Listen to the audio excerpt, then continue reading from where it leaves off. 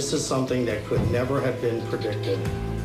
TJ's family asked for some privacy while they try to understand how such a tragedy could have occurred and while they mourn this terrible loss for their community.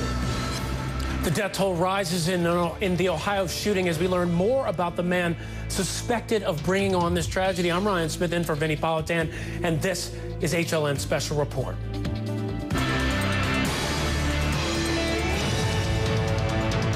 Still so many questions about what led to the shooting yesterday at Chardon High School in Ohio. 3 students are now dead. Daniel Palmer, Russell King, and Demetrius Hewlin. 1 student is still in the hospital. Another one was released this afternoon and is now, thankfully, at home. The alleged gunman, 17-year-old TJ Lane, made his first appearance in court this afternoon. The judge ordered him to remain in custody. Lane hasn't been formally charged yet. Now, yesterday, the attorney representing Lane issued a statement in part saying, quote, "The family is devastated by this recent event. They want to express their most heartfelt and sincere condolences. This is something that could never have been predicted." And listen to how the attorney explains how Lane is doing.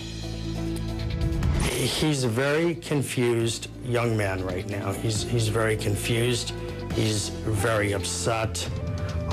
He's very distraught himself. This is a very scary circumstance that I don't think he could have possibly even foreseen himself in the middle of. Nate Mueller, a student who was wounded in the shooting, said he and his friends were in the cafeteria waiting for a bus to take them to another school when Lane walked up and started shooting yesterday morning. Mueller described what he saw to CNN's Anderson Cooper. His first shot made me look. His second shot I watched him take, which hit somebody behind me. And his third shot hit me as I was turning away. His face was expressionless. I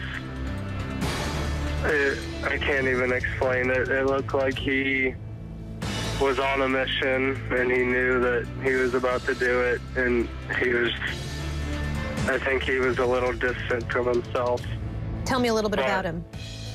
He was a quiet kid in the past like 3 years, but back in middle school he was always really nice and funny, and he was like one of us, one of the guys, and he was just a normal kid, and we all liked him.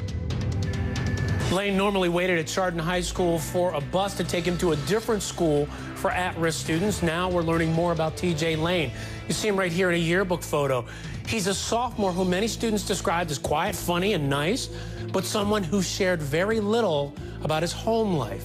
He was living with his grandparents. Now, this picture is from his Facebook page. According to the Cleveland Plain Dealer, his parents are divorced, and his father had several arrests for violent crimes against women in his life, including Lane's mother. Dad even served 9 months in prison in 2003 for trying to suffocate a woman. Now, some students told Special Report affiliate WEWS that Lane was unpopular at school and was bullied for his looks. Did that fuel a Facebook rant in December where he refers to a, quote, lonely town, a quaint lonely town where there sits a man with a frown who longed for only one thing, the world to bow at his feet? He was better than the rest, and all those ones he detests within their castles so vain. And at the end of the post, Lane writes, quote, "Feel death, not just mocking you, not just stalking you, but inside of you.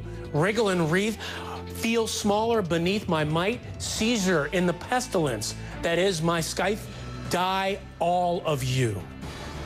Let's bring in my guest. Tyler LaLash is a sophomore at Chardon High School. He's on the phone with us right now. We've also got CNN correspondent Ted Rowlands, who's joining us by phone. He's also in the area in Ohio, and also psychologist Dr. Erik Fisher is with us as well.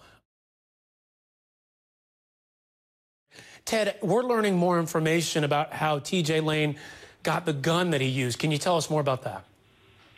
Yeah, well, according to a source that is familiar with this case, they're telling CNN that this gun was stolen from his uncle and that TJ Lane told investigators that, which obviously leads you to believe that he is cooperating on at least some level. They say it's a .22 caliber semi-automatic handgun, and he shot 10 rounds. That was disclosed at today's court hearing. But the bottom line here is that this was a legally purchased gun, so it wasn't a case where a youngster went out and got an illegal gun.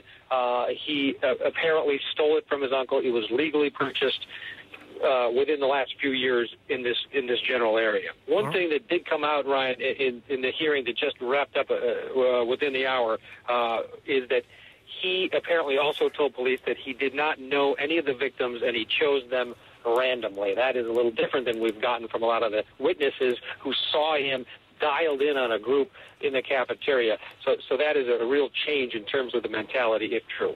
Randomly. And I know when something like this happens, we always look for a motive. When you hear it's random, Dr. E, it just shocks you.